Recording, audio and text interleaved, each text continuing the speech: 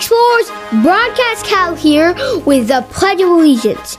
Everyone stand up and say it with me.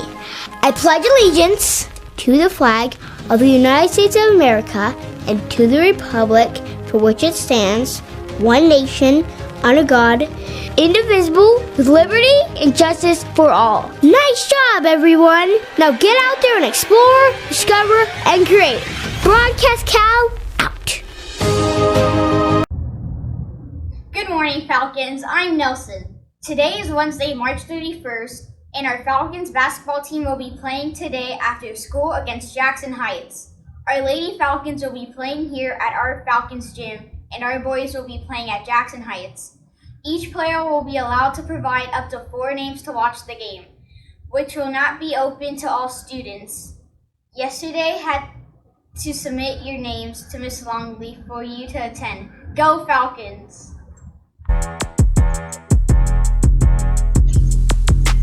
A month-long celebration to honor women's often overlooked contributions to American history, like those of Elizabeth Blackwell, the first woman to officially become a doctor in the United States in 1849. Sojourner Truth, Susan B. Anthony, and Elizabeth Cady Stanton, all leaders in the women's suffrage movement.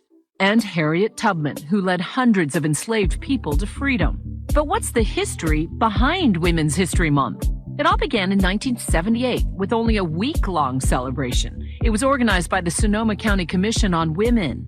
The week of March 8th was selected to correspond with International Women's Day, which had been celebrated around the world on March 8th since 1911. The movement began to gain momentum, and the following year, other communities and school districts initiated their own celebrations of Women's History Week. Then in 1980, the National Women's History Project lobbied for national recognition, and they were heard, because in February of that year, President Jimmy Carter issued the first proclamation, which declared the week of March 8th as National Women's History Week. 6 years later, the same organization petitioned for an expansion on the event, and in March of 1987, Congress passed Public Law 100-9, proclaiming March as Women's History Month. Now every March and all month long, we celebrate countless extraordinary women who've earned their place at the table. And the rest, as they say, is history.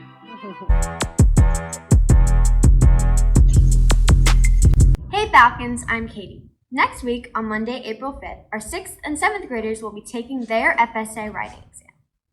Then, on Tuesday, April 6th, our 8th graders will be taking their FSA writing exam.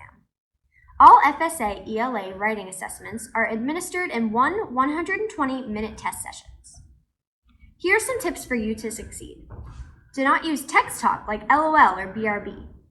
Do not use slang like savage and lit. Do not use all caps. Use formal, academically appropriate language. Make sure you take advantage of our free breakfast for all students provided here at school every morning. Falcons, the book fair is coming. Please save the dates and some cash for the upcoming book fair, which will be Friday, April 9th to Thursday, April 15th. Yearbook sales are still going on. Have you purchased your yearbook yet? Please visit the link in Tuscola Tips email sent to you by Mr. Garrett.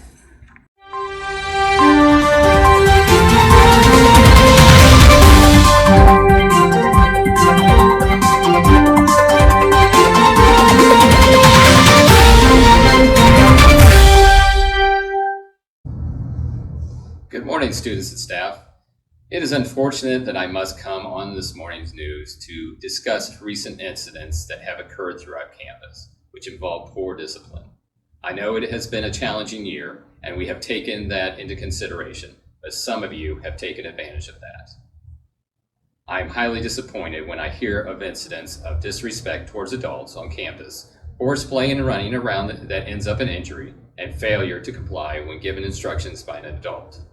If we ask you to do something, you need to listen and follow instructions. For example, if we tell you to put away your cell phone in class or take off your hoodie, that does not mean you only do it while the adult is looking and 10 minutes later you put it back on or you take it back out. This is insubordination and is a defying authority. We have tried to be nice and have given you multiple opportunities to change your behavior, but you have not. Unfortunately, that means we have to tighten up.